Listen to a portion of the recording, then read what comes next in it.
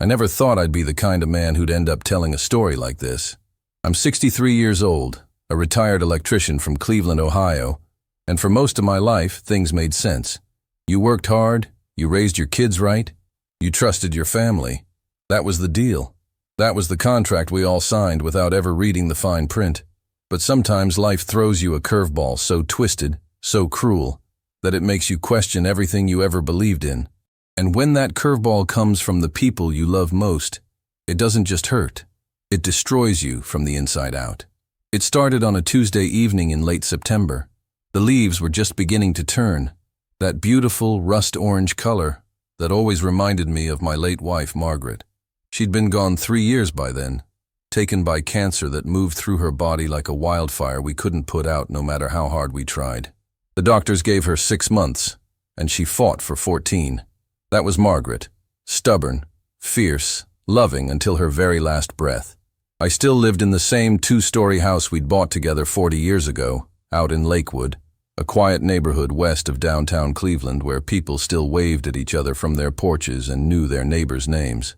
The kind of place where nothing bad was supposed to happen, where you could leave your doors unlocked and sleep soundly at night. Or at least that's what I used to think.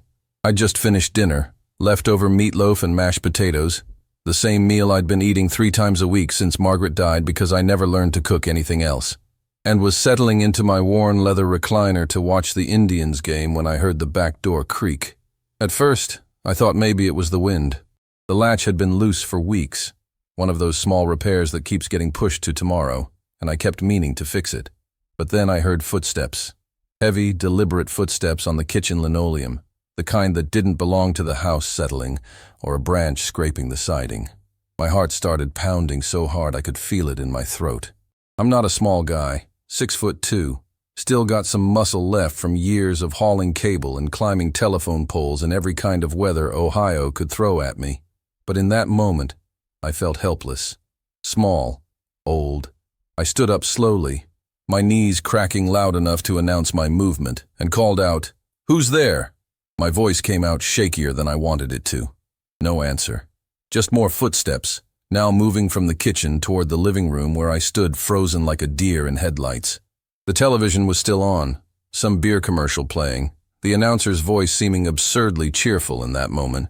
Then I saw him, a guy in his 20s, maybe 30, average height and build, wearing a black hoodie pulled tight around his face and latex gloves that squeaked slightly as he flexed his fingers. He had a crowbar in one hand and a dark green duffel bag in the other. When our eyes met, his went cold and flat, like looking into the eyes of a shark. He didn't look high or panicked or even particularly angry. He just looked focused, professional. "Don't move," he said, his voice flat and emotionless, almost bored. "Don't do anything stupid and you won't get hurt." I raised my hands slowly, my whole body trembling. "Take whatever you want. Just don't hurt me, please." He nodded once, barely an acknowledgement, then started moving through the house like he knew exactly what he was looking for. That should have been my first clue. But in the moment, terror drowns out logic. He went straight to the bedroom, my bedroom, the room where Margaret and I had slept for 40 years, where she died in that hospice bed we'd brought in during her final weeks. He pulled open Margaret's jewelry box, a beautiful mahogany thing I'd bought her on our 10th anniversary, and dumped everything into the bag without even looking at what he was taking. Her wedding ring, the one with the small diamond I'd saved 6 months to buy when we got engaged, the pearl necklace I'd given her on our 25th anniversary, the gold bracelet she wore every single day until the cancer made her too weak to put it on. All of it, gone in seconds. Then he hit my dresser, yanking out drawers with practiced efficiency, grabbing the cash I kept in an old cigar box tucked under my socks, about $2,000 in 20s and 50s. Money I'd been saving for a rainy day, money I'd planned to use to take Emily and her husband Derek out to a nice dinner for their anniversary next month. He stuffed the bills into his pocket without counting them, but he didn't stop there. He went to the closet, the walk-in closet where Margaret used to keep her dresses, and where I now kept boxes of memories I couldn't bear to sort through. He found the lockbox on the top shelf, the one I thought was hidden behind winter coats and old blankets. Inside were Margaret's most precious keepsakes, letters she'd written me during the 2 years we dated long distance when I was working in Pittsburgh, Photos from our wedding, photos of Emily as a baby, a locket with a tiny picture of our daughter when she was just 3 years old. Things that had no monetary value to anyone but me. He took that box too, and watching him stuff it into the duffel bag felt worse than any physical pain I'd ever experienced. The whole thing lasted maybe 10 minutes, but it felt like hours. Time does that when you're terrified. It stretches and warps until every second feels like drowning. When he was done, he looked at me one last time, and I tried to memorize his face. Brown eyes, thin lips, a small scar above his left eyebrow. But the hood was pulled so tight, and the fear was so overwhelming, that the details blurred together. He walked out the back door without a word, and disappeared into the night, leaving the door swinging open behind him. I stood there for what felt like forever, just staring at that open door, at the darkness beyond it. Then my legs gave out, and I sat down hard on the couch, my breath coming in short gasps. I fumbled for my phone and called 911, my hands shaking so badly I could barely dial the numbers. 911, what's your emergency? I've been robbed, I said, and my voice sounded like it belonged to someone else. Someone broke into my house and robbed me. The dispatcher was calm and professional, asking me questions I struggled to answer. Was the person still in the house? No. Was I injured? No. Did I get a good look at them? Sort of. She told me to stay on the line, that officers were on their way, and not to touch anything. The cops showed up 20 minutes later, 2 officers, one older guy with a gray mustache and tired eyes named Martinez, and a younger woman with kind eyes and a gentle voice named Officer Chen. They took my statement while I sat on the couch, still shaking, trying to remember details that kept slipping away like water through my fingers. They dusted for prints, checked the back door, took photos of the bedroom and the closet. Officer Martinez crouched down to examine the door latch, his knees cracking just like mine did. These things happen more than you'd think, he said, shaking his head. Especially in neighborhoods like this. People assume they're safe because it's quiet, so they get careless. You said the back door was unlocked? I nodded, feeling like an idiot, like this was somehow my fault. I meant to fix the latch. It's been sticking for weeks. Well, you should definitely do that now, Officer Chen said gently, scribbling something in her notebook. And maybe think about installing a security system. Ring doorbell, cameras, that sort of thing. I'm really sorry this happened to you, sir. They left around midnight after telling me what I already knew in my gut. Without a clear description or witnesses or physical evidence, the chances of catching the guy were slim to none. Cleveland PD was understaffed and overworked, and property crimes like this usually went unsolved unless someone got caught in the act or turned themselves in. We'll file the report and keep an eye out, Officer Martinez said at the door. If we find anything or if the guy tries to pawn your wife's jewelry, we'll contact you immediately. In the meantime, get that door fixed and try to get some rest. Rest. As if I could rest after what had just happened. They left, and I sat alone in the living room, staring at the empty space on the dresser where Margaret's jewelry box used to be. The house felt different now, violated, like a stranger had walked through every room and left invisible fingerprints on everything. I didn't cry. I hadn't cried since Margaret's funeral, and I wasn't about to start now, but I felt something break inside me. It wasn't just the money or the jewelry, though those hurt. It was the violation. The feeling that my home, the one place I was supposed to feel safe, the one place that still smelled like Margaret's perfume if I closed my eyes and concentrated, had been poisoned, corrupted. I didn't sleep that night. Every creak of the house settling, every car that passed by on the street, every distant siren made me jump. I kept replaying the robbery in my head, wondering if there was something I could have done differently. Should I have fought back? Should I have tried to tackle him? But then, I imagined that crowbar coming down on my skull, and I knew I'd made the right choice. Still, the what-ifs gnawed at me. But mostly I just felt old and alone, and scared in a way I hadn't felt since I was a child afraid of the dark. The next morning, I called my daughter Emily. She lived about 20 minutes away in Rocky River, a nice suburb right on Lake Erie, with her husband Derek. Emily's my only child, and after Margaret died, she became the center of my world, the sun I orbited around. She's 34, works as a registered nurse at the Cleveland Clinic in the cardiac unit, and she inherited her mother's kindness, her green eyes, and her stubborn streak that could move mountains. Derek, on the other hand, I never knew quite what to make of him. Derek was 36, tall and lean with slicked back dark hair and a smile that always seemed a little too rehearsed, a little too perfect, like he'd practiced it in the mirror. He worked in sales, medical equipment, he'd told me, though he was always vague about the specifics, and was constantly talking about big deals and opportunities and networking. He drove a decent car, a 5-year-old Honda Accord that had seen better days, and they lived in a small rental house near the lake, a cute little place with white siding and a postage stamp yard. They seemed happy enough, though Emily sometimes mentioned in passing that money was tight, that they were trying to save up for a house of their own, that Derek's commissions were unpredictable. When I told Emily about the robbery, she was horrified. I could hear it in her voice, that sharp intake of breath, that immediate shift from casual daughter to protective mode. Dad, oh my God, are you okay? Did they hurt you? Are you hurt? I'm fine, sweetheart, I said, trying to sound calmer than I felt, trying to be the strong father she needed me to be. They just took some stuff. The police came. They took a report. They're looking into it. What stuff? What did they take? Her voice was rising, panic creeping in. I hesitated, not wanting to say it out loud because saying it made it real. Your mom's jewelry, and some cash I had saved, and her keepsakes. The box from the closet. There was a long silence on the other end of the line. Then Emily's voice cracked, and I could hear her starting to cry. The locket? The one with my baby picture? Dad, no. Please tell me they didn't take that. I'm sorry, honey. My throat tightened. I'm so sorry. She started crying harder, and it broke my heart all over again. That locket had been Margaret's most prized possession. She'd worn it every day for 30 years. Dad, I'm coming over. Right now. I'm leaving work and I'm coming over. You don't have to do that. You're at the hospital. I'm coming over, she said firmly, and I heard that stubbornness that was pure Margaret. Don't argue with me. I'll be there in 30 minutes. She showed up 45 minutes later with Derek in tow. Emily practically ran up the driveway and wrapped me in a tight hug, her face buried in my chest like she was a little girl again, and I could still protect her from everything bad in the world. She smelled like hospital soap and her mother's perfume. She'd started wearing Margaret's favorite scent after she died, and it always made my chest ache.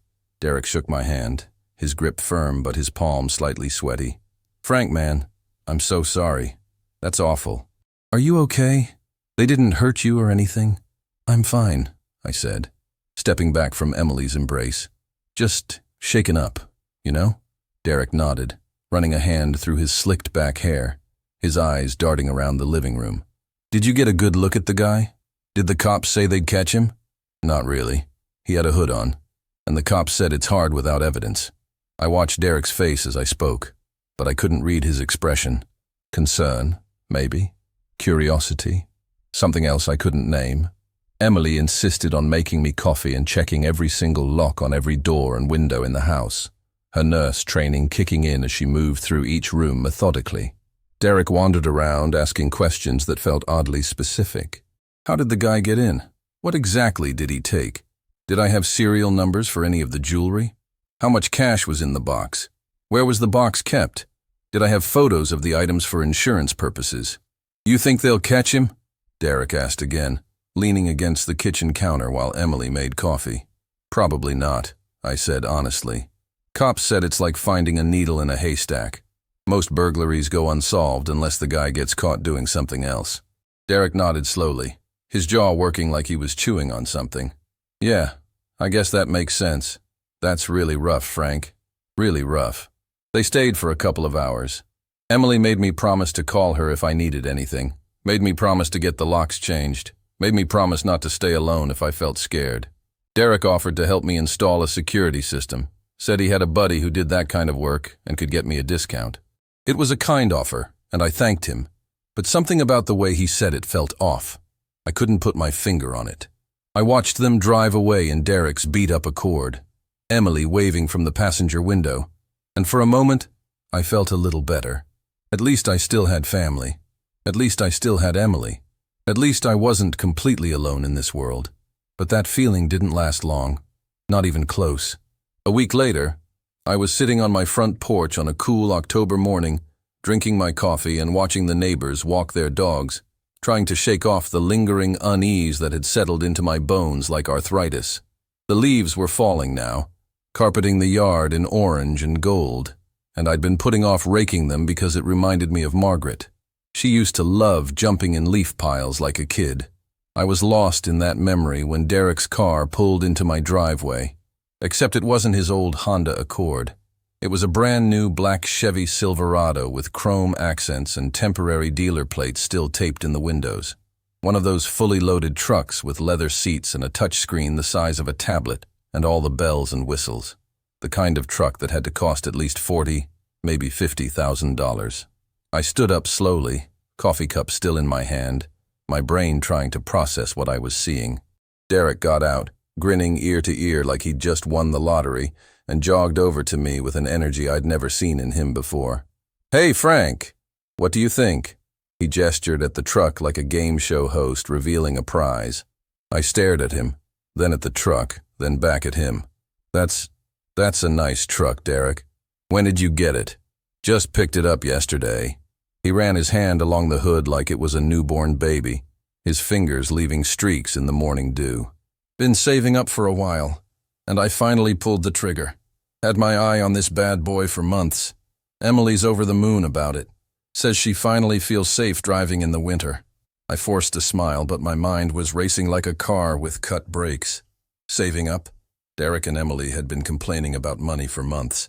Just last Christmas, Emily had mentioned they were struggling to pay off credit card debt from their wedding 3 years ago. She'd told me they were eating ramen twice a week to save money. And now, less than a week after I'd been robbed of $2,000, Derek shows up with a $40,000 truck? "That's great," I said, my voice sounding hollow even to my own ears. Must have been some big commission check. Derek laughed, a sound that seemed too loud, too forced. "Yeah, something like that. Actually, Frank, I've got even better news. Big news. We just put a deposit down on a house. A real house, not a rental. 3 bedrooms, 2 bathrooms, finished basement, nice backyard with a deck. It's over in Westlake near Crocker Park. You know that area?" My stomach dropped like I'd been punched. The coffee cup trembled in my hand. "You bought a house?" "Well, we're buying it," Derek said, still grinning that too-perfect grin. "Got a great deal on it. The sellers were motivated, so we jumped on it before someone else could snatch it up. The market's crazy right now, you know? You gotta move fast. Emily's already picking out paint colors and talking about getting a dog. Closing's in 2 weeks. 2 weeks, Frank. Can you believe it?" I couldn't believe it. I couldn't believe any of it.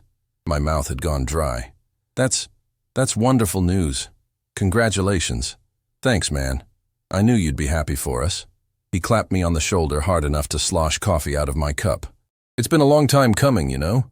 We've been working so hard, saving every penny, and it's finally paying off. Emily deserves this. She worked so hard at the hospital, and I just wanted to give her something, you know? Something real." I nodded, unable to speak. Derek kept talking about interest rates and square footage and the school district, but his voice had faded to background noise. All I could think about was the math. A new truck, $40,000 minimum, a house deposit, probably $20,000, $30,000 at least for a decent place in Westlake. That was $60,000, $70,000 in down payments and deposits, not to mention monthly payments and insurance and all the rest. Where the hell did he get that kind of money? "Anyway," Derek said, finally winding down, "I just wanted to swing by and share the good news. Figured you'd want to know. Emily's at work, but she'll probably call you later to tell you all about the house. She's so excited she can barely sleep." He started walking back to his truck, then turned around. "Oh, and Frank? About that security system? My buddy said he can come out next week if you want. I'll text you his number." "Sure," I managed to say. "Thanks." I watched him drive away in that shiny new truck, watched until he turned the corner and disappeared from view. Then I sat back down on the porch, my coffee cold now, and stared at nothing. It didn't make sense. None of it made sense. Derek had been struggling financially. Emily had told me just a month ago that they were worried about making rent. And now, suddenly, he's got enough cash to buy a truck and a house? 1 week.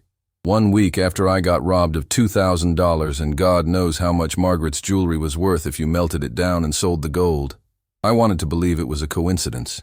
I wanted to believe that Derek had been telling the truth, that he'd closed some massive deal, that his parents had helped them out, that maybe they'd won the lottery or gotten an inheritance I didn't know about. But the timing was too perfect, too convenient, too goddamn suspicious.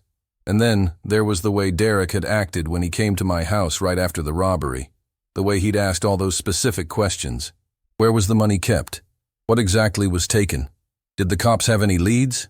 It was like he was doing an inventory, like he was checking to make sure nothing had been missed. I felt sick to my stomach. I spent the rest of the day trying to convince myself I was being paranoid.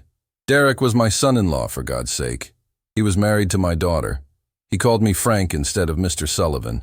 He came to Thanksgiving dinner and helped me fix my garage door last summer. He wouldn't do something like that. He couldn't.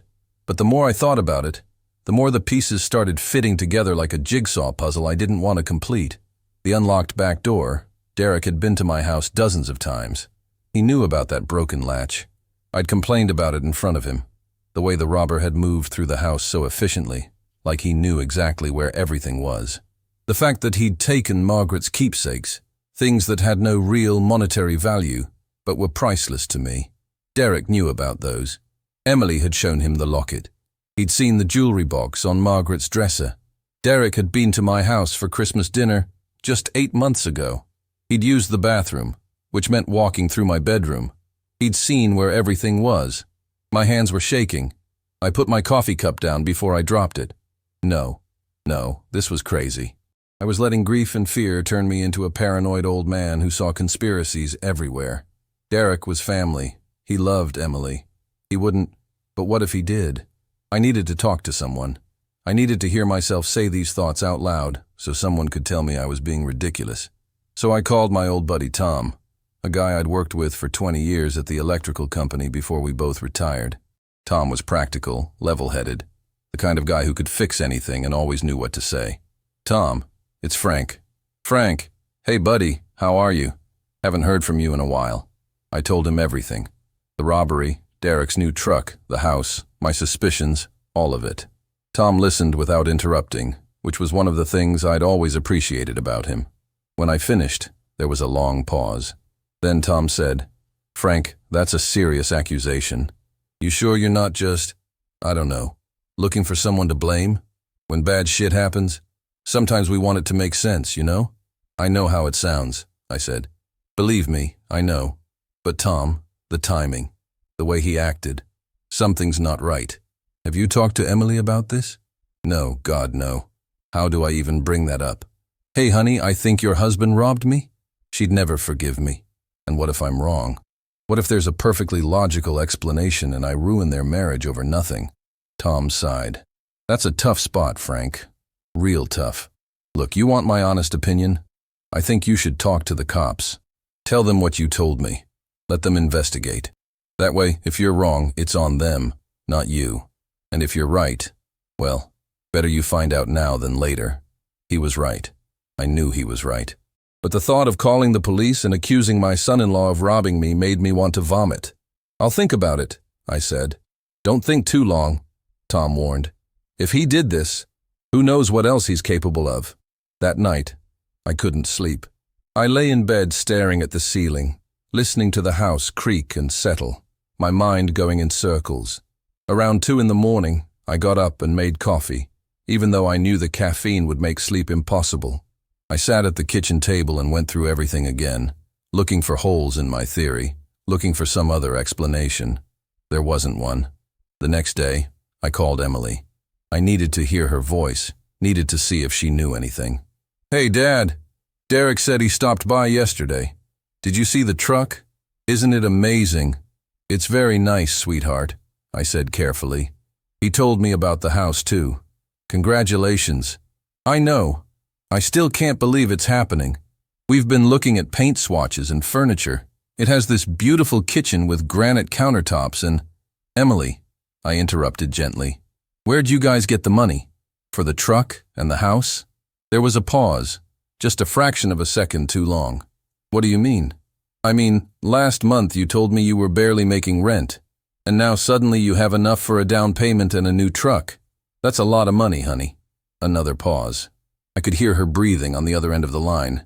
Derek's been working really hard, Dad. He closed a few big deals recently, bigger than usual. And we've been saving every penny for years. We don't eat out. We don't take vacations. We've been really careful with our money. And that was enough? Well, Derek's parents helped too. They gave us a gift to help with the down payment. They wanted to help us get into a house before the market got even crazier. His parents, I repeated. I didn't know they had that kind of money. They've been saving for a while, Emily said, and I could hear defensiveness creeping into her voice. They wanted to help. Why are you asking all these questions? Are you not happy for us? Of course I'm happy for you, sweetheart. I worry, that's all. It's a big financial commitment. We can handle it, Dad. Derek's doing really well at work. Everything's fine. Better than fine. But her voice said otherwise. There was a tightness there, a strain I recognized from when she was a teenager and lying about where she'd been on Friday night. My daughter was hiding something, or at least not telling me the whole truth. Okay, I said. I love you, honey. I love you too, Dad. After we hung up, I sat there for a long time, that sick feeling in my stomach growing stronger. Emily was lying to me. Maybe not about everything, but about something. And that terrified me more than the robbery itself. I called Officer Martinez that afternoon. Officer Martinez, this is Frank Sullivan. You came to my house a few weeks ago, after the robbery on Hilliard Road. Sure, I remember, Mr. Sullivan. What can I do for you? I took a deep breath. This was it. The point of no return. I think I might know who did it. There was a pause. Go on. My son-in-law, Derek Hartman. Derek and Emily Hartman. They live over in Rocky River. A week after the robbery, he showed up with a brand new truck. Had to be 40 grand at least. And he told me they'd just put a deposit down on a house in Westlake. I know how much money he makes. My daughter tells me things. And there's no way he could afford that. Not unless he came into some serious cash recently. That's a very serious accusation, Mr. Sullivan. Do you have any proof? No, I admitted, my voice shaking. Just the timing. And the fact that he's been to my house dozens of times.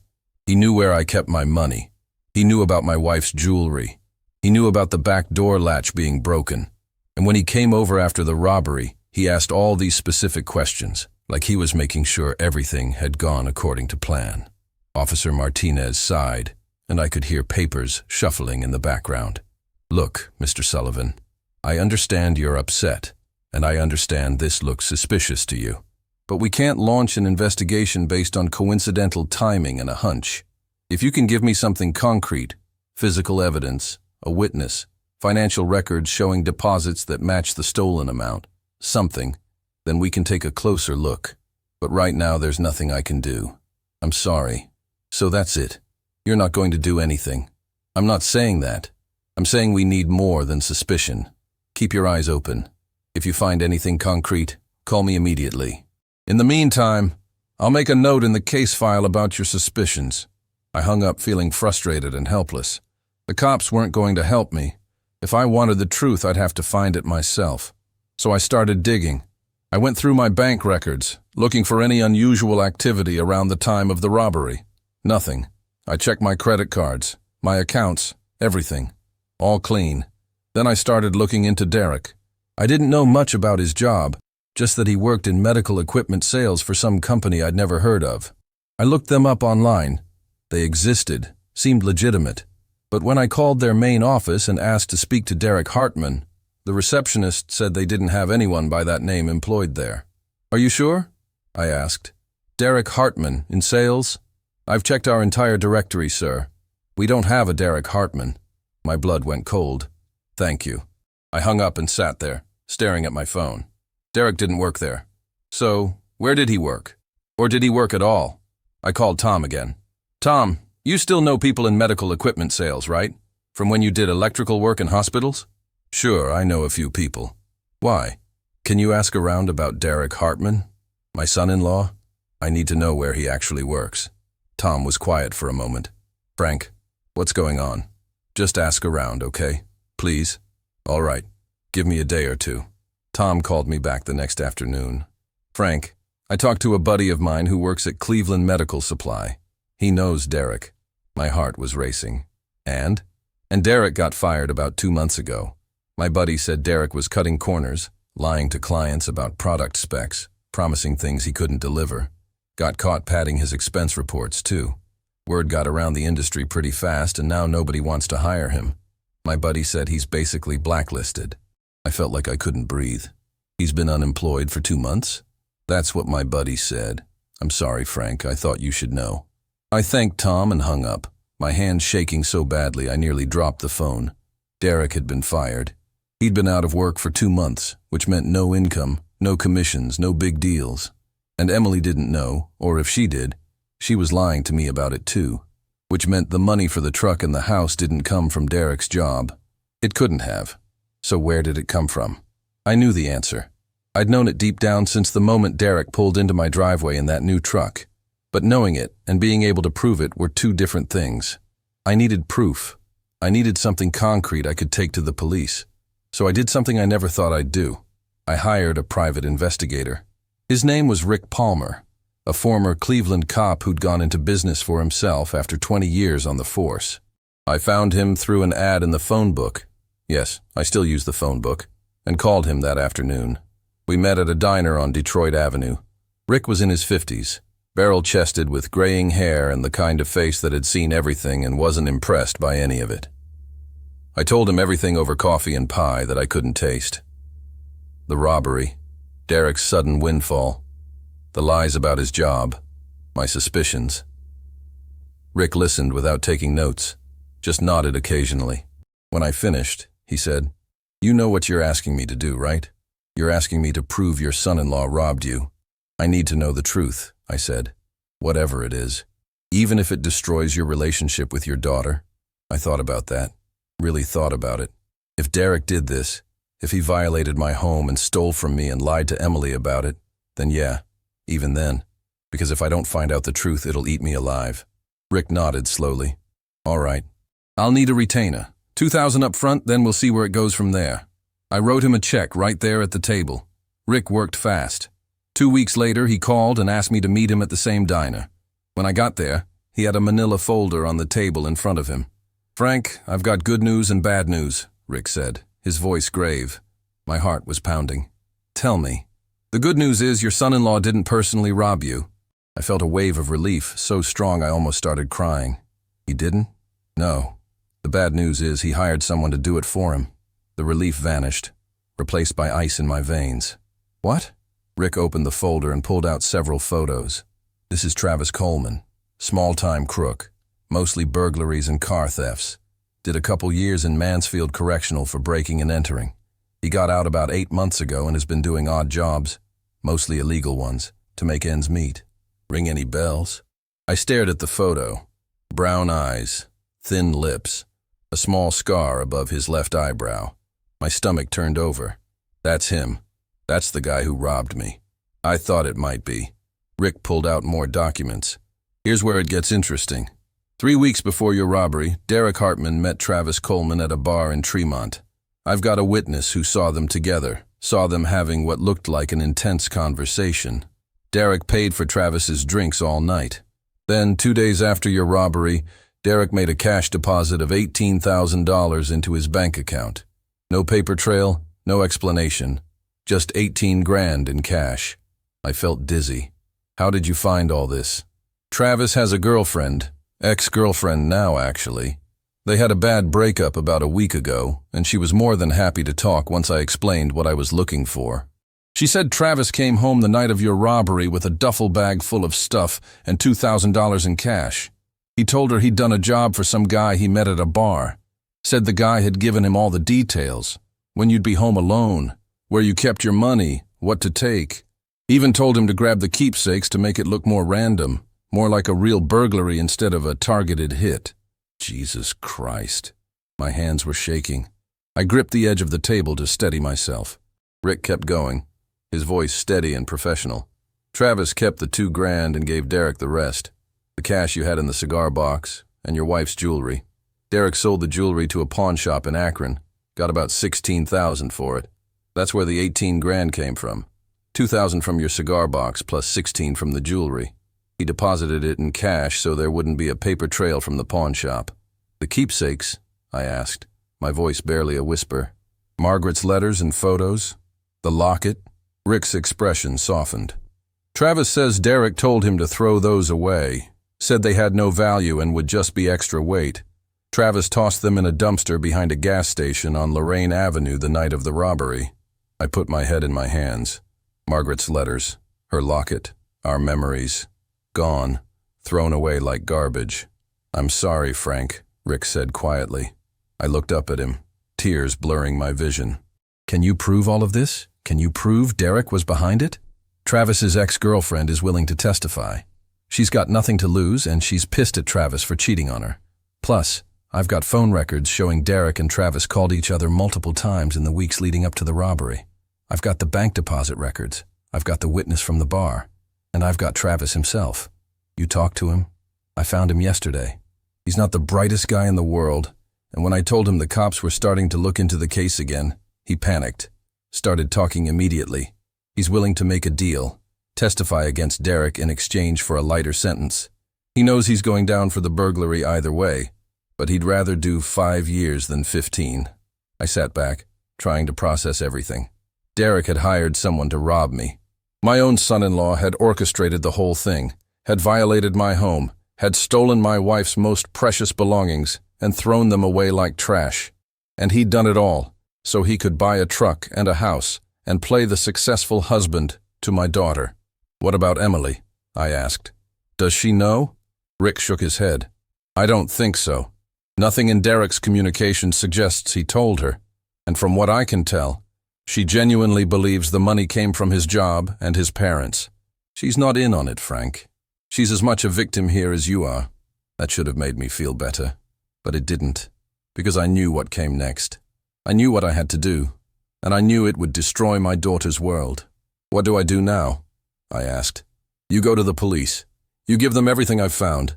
They'll arrest Derek and Travis, and the DA will prosecute. It's an open and shut case, Frank. Derek's going to prison." I nodded slowly. "Okay, let's do it."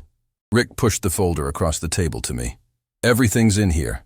Copies of all my findings, witness statements, phone records, bank records, photos. Take it to Detective Martinez. He'll know what to do." I took the folder, holding it like it weighed 1,000 pounds. "Thank you, Rick, for finding the truth." "I'm sorry it's the truth you didn't want to hear," he said. I went straight to the police station from the diner. Officer Martinez was there, and when I showed him Rick's findings, his eyes widened. "Mr. Sullivan, this is substantial evidence. We can move on this immediately." "Good," I said, my voice hollow. "Do it." Within hours, the wheels were in motion. Travis Coleman was picked up first. They found him at his apartment in Lakewood, just a few blocks from my house. He confirmed everything Rick had found and agreed to testify against Derek in exchange for a reduced sentence. Derek was arrested the next morning at his new house in Westlake. Emily called me 3 hours later, hysterical. "Dad, what did you do?" "The police arrested Derek. They're saying he robbed you. They're saying he hired someone to rob you. This is insane. You have to tell them they made a mistake." My heart was breaking, but my voice was steady. "It's not a mistake, Emily." "What? Dad, what are you talking about?" "Derek hired a man named Travis Coleman to rob me. He did it because he was fired from his job 2 months ago and was desperate for money. He sold your mother's jewelry to a pawn shop and used the money to buy that truck and that house." "No." Emily's voice was shaking. "No, that's not true. Derek wouldn't do that. He wouldn't. I have proof, sweetheart. Phone records, bank deposits, witnesses. Derek confessed to everything after they arrested him." There was a long silence, broken only by Emily's ragged breathing. Then she said, "You're lying." "You're lying because you never liked him. You never thought he was good enough for me." "Emily, no! You did this! You set him up! You couldn't stand to see us happy, so you destroyed everything!" She was screaming now, her voice raw with pain and betrayal. "Honey, please listen to me. I hate you!" she screamed. "I hate you! Don't ever call me again!" She hung up, and the silence that followed was the loudest thing I'd ever heard. I tried calling her back, dozens of times over the next few days. She never answered. I drove to the rental house in Rocky River, but she wouldn't open the door. I could see her shadow through the curtains, could hear her crying inside, but she wouldn't let me in. Derek's arraignment was 2 weeks later. He was charged with conspiracy to commit burglary, grand theft, and several other crimes. His bail was set at $100,000, which he couldn't afford, so he sat in the Cuyahoga County Jail awaiting trial. Travis Coleman took a plea deal, 7 years in exchange for his testimony. The prosecutor said Derek would likely get more, maybe 10 to 15 years depending on how the trial went. Emily showed up to Derek's arraignment. I saw her in the courtroom, sitting in the back row with red-rimmed eyes and her mother's locket around her neck. She'd bought a replacement one with a copy of the same photo. When she saw me, her face twisted with hatred. She got up and walked out without a word. The trial was scheduled for 3 months later, but Derek's lawyer convinced him to take a plea deal. 12 years with the possibility of parole after 8. Derek took it rather than risk a longer sentence at trial. The day Derek was sentenced, I sat in the courtroom and watched him stand before the judge in an orange jumpsuit and handcuffs. He looked smaller somehow, diminished. When the judge asked if he had anything to say, Derek turned and looked at me. "I'm sorry, Frank," he said, his voice cracking. "I was desperate. I made a terrible mistake. I never wanted to hurt you. I wanted to give Emily the life she deserved. I wanted to be someone she could be proud of. I'm sorry." The judge sentenced him to 12 years in the Ohio Department of Rehabilitation and Correction. Derek was let out of the courtroom in chains. I watched him go and felt nothing but emptiness. Emily filed for divorce 3 months later. I heard about it through Tom, who heard it from someone at church who knew someone who worked at the courthouse. Emily never called me, never reached out, never gave me a chance to explain or apologize or try to repair what had been broken. I tried sending letters. They came back unopened. I tried showing up at the hospital where she worked, but security asked me to leave. I tried everything I could think of, but my daughter wanted nothing to do with me. A year went by, then 2. I sold some of the items the police had recovered from the pawn shop. They'd seized them as evidence and returned them after the trial, and used the money to replace the back door and install a proper security system. Ring doorbell, cameras, motion sensors, the whole 9 yards. The house felt safer, but it also felt emptier than ever. I started going to a grief counselor, a nice woman named Dr. Patterson who specialized in family trauma. She helped me understand that I'd done the right thing, even if it didn't feel like it. She helped me see that protecting Emily from the truth would have been worse in the long run, that living with a criminal who'd violated her father would have poisoned her life even more than the truth had. But understanding something intellectually and feeling it emotionally are 2 different things.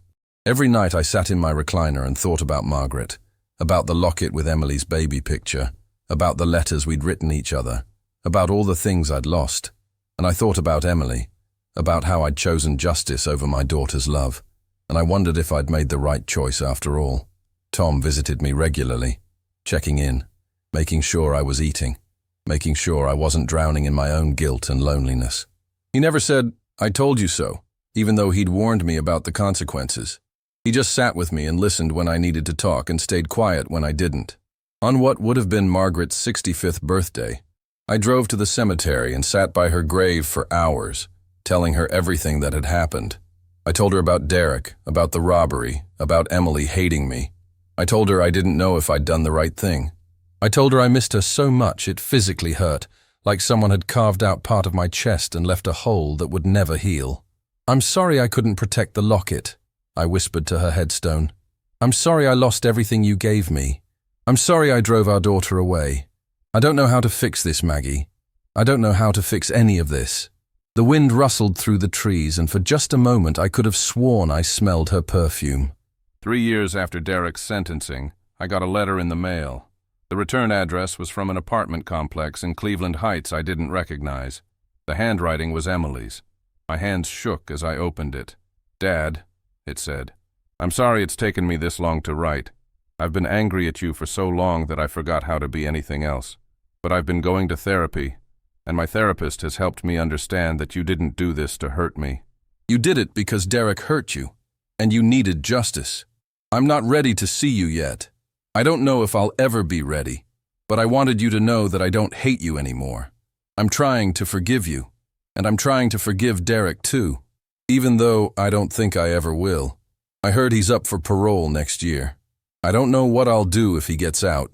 I guess I'll figure it out when the time comes. I hope you're doing okay, Dad. I hope you're taking care of yourself. Maybe someday we can talk, but not yet. Not yet. Love, Emily." I read that letter 20 times that night. I held it like it was made of glass, afraid it would disappear if I let go. It wasn't reconciliation. It wasn't forgiveness. But it was something. It was a crack in the wall between us, a hairline fracture that might someday become a door. I wrote back immediately, a long letter telling her how much I loved her, how proud I was of her, how sorry I was for everything she'd been through. I told her about Margaret's grave, about the new security system, about Tom checking in on me. I told her I'd wait as long as it took, that she could take all the time she needed, that I'd always be her father no matter what. I didn't know if she'd write back, but I had hope. And sometimes, hope is enough to keep you going. Derek was denied parole after 8 years. The parole board cited his lack of remorse and the severity of his crimes. He'd have to serve the full 12 years. Emily sent me a text message when she found out. Just 3 words. "Thank you, Dad." It wasn't much, but it was more than I'd had in years. 5 years after the trial, Emily called me on Christmas Eve. We talked for 10 minutes about nothing important. The weather, her job, my health. She didn't mention Derek or the robbery or any of it, but her voice was warm, warmer than it had been in years. And when she said, "I love you, Dad," before hanging up, I believed her. We started having lunch together once a month after that. Awkward at first. Stilted conversations in quiet restaurants where we talked around the elephant in the room. But slowly, painfully, we started rebuilding something. It wasn't what we'd had before. That was gone forever, destroyed by Derek's greed and my need for justice. But it was something new, something fragile, but real. Emily never remarried. She threw herself into her work at the hospital, eventually becoming a nurse practitioner in the cardiac unit. She bought a small house in Lakewood, just a few blocks from where I lived. We never talked about Derek unless we had to. He was a ghost between us, a shadow we both carried but refused to acknowledge. Now I'm 71 years old, and I'm sitting on my front porch on a cool October morning, drinking coffee and watching the leaves fall. Emily's coming over later for dinner. I'm making meatloaf and mashed potatoes, the only thing I know how to cook well. She'll probably bring wine and tell me about her latest project at work. We'll eat and talk and maybe watch a movie. It won't be perfect, but it'll be enough. Derek got out of prison last year after serving his full sentence. I heard through the grapevine that he moved to Columbus, started working construction, kept his head down. Emily told me he tried to contact her once, tried to apologize, but she blocked his number. She's moved on, or at least she's trying to. Sometimes I think about that Tuesday evening when everything changed, when a stranger in a black hoodie walked into my house and stole more than just money and jewelry. He stole my sense of safety, my trust in family, my relationship with my daughter, and he stole Margaret's memory, threw it away like it meant nothing. But he didn't steal everything. I still have my memories of Margaret, the ones nobody can take away. I still have Emily, damaged and distant, but still my daughter. I still have this house, this neighborhood, this life I've built. And I have the truth. It cost me everything to get it, but I have it. People ask me sometimes if I regret turning Derek in, if I do it differently knowing what I know now. And the answer is always the same. I don't know. How do you weigh justice against love? How do you measure truth against family? There's no good answer, no clear right or wrong. There's just the choice I made and the consequences I live with. I thought family meant something. I thought loyalty was supposed to matter. But I learned the hard way that some people will do anything for money, even if it means destroying the people who love them. And I learned that sometimes doing the right thing costs you everything you hold dear. Derek's in Columbus now, and I'm here in Lakewood, and Emily's somewhere in between trying to figure out how to forgive us both. The leaves are falling, the seasons are changing, and life goes on whether you're ready for it or not. I fixed the back door latch. I installed the security system. I learned to sleep through the night again without jumping at every sound.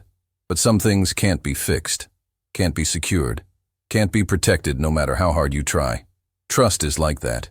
Once it's broken, once it's shattered into a million pieces and thrown in a dumpster behind a gas station on Lorraine Avenue, it can never be put back together the same way.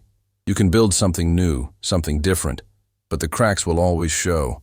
I'm 71 years old, and I'm still learning that lesson. Still learning that justice and peace aren't the same thing. Still learning that sometimes the truth hurts worse than the lie.